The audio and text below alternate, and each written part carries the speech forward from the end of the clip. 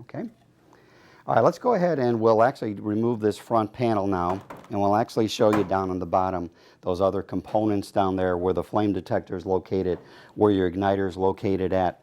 We'll also show you how to diagnose the centrifugal switch on the motor, and we'll also show you where the two little safeties are, our high limit thermostat and our safety thermostat on this gas dryer here.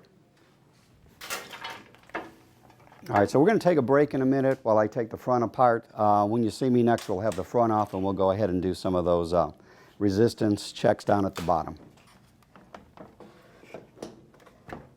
Okay, welcome back. As you can see, we got the dryer all apart, and I took the drum out of here just so that we can get a better angle of our shots over here so we can show you what we're doing. So to review, we've got a situation where the dryer is not heating. Now in the gas dryer, we have a couple components that could have caused this.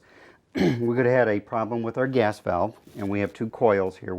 Those coils, one or both of them, could have been open. We could have a problem with the flame detector. We could have a problem with the igniter. We can have a problem with the two safeties. This one is the high limit thermostat. And this one down at the bottom over here in the gas dryer with the manual reset button, that's your safety. That's the last line of defense that we have on here. Then we have our centrifugal switch on our motor.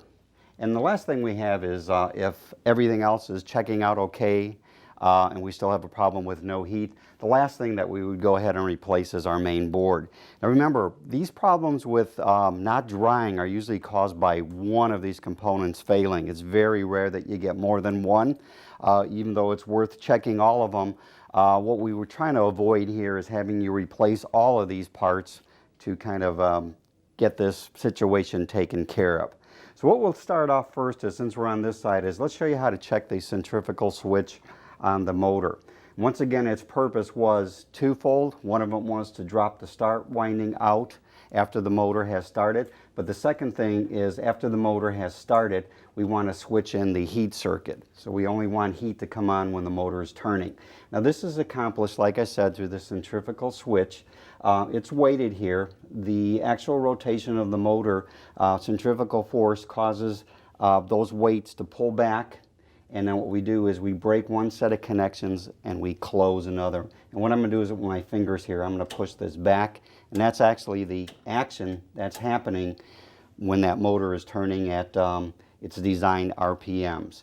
So refer to your wiring diagram. But on this particular dryer, when I checked it, the centrifugal switch circuit comes off pin 7 and pin 10.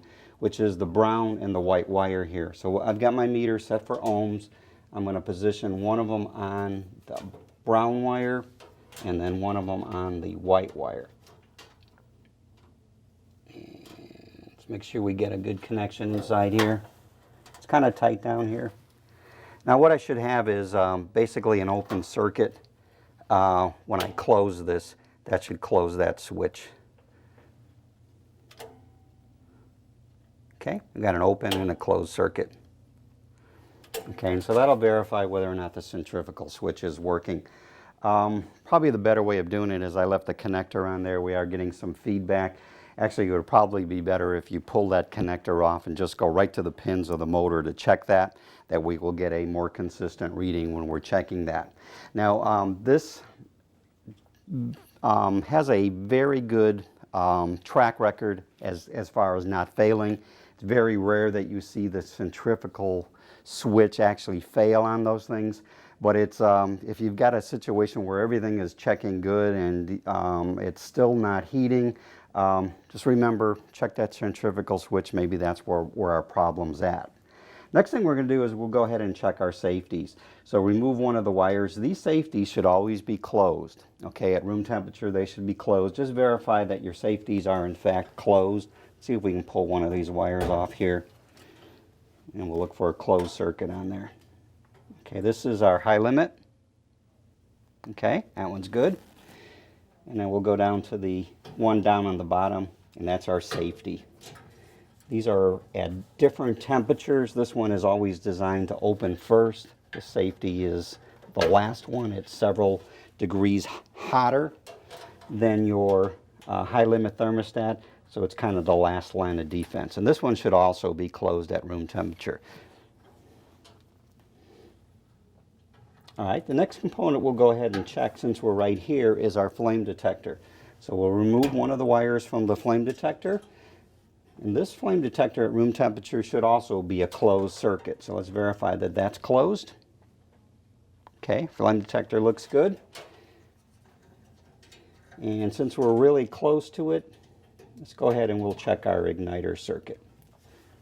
So I've got this little connection going down to the igniter. So what I'll do is we'll open these up. Let's go ahead and put these little pins back on here. And in this case, what we're looking for is anywhere from 100 to about 800 ohms. See if we can come in this way, see if we can get something.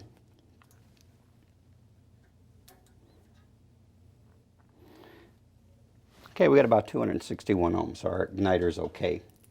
And the last thing that we want to check is our gas valves. This one is valve 1, this one is valve 2. So let's pull these leads off. We should be looking for anywhere between 1500 and about 2500 ohms. So we got about 1900, very similar to what we got when we checked it at the main board. And then we'll go ahead and we'll check valve 2.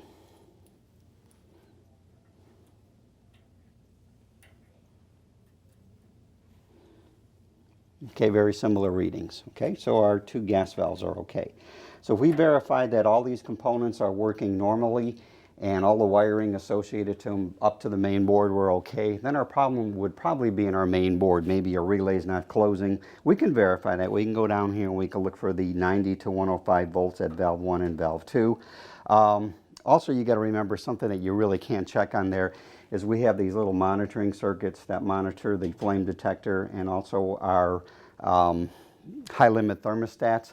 Those could be a problem in the main board, so those are something that you would have to switch the main board out in order to repair that. So I hope today you found this information useful. If we're going in the right direction, please let us know. If there's something that you find that we weren't explaining it good enough for you, or you need a better explanation or something we could have done better in the future, please let our auto video department know about this and we can go ahead and correct that in the future. So with that said, I hope you have a great day and take care.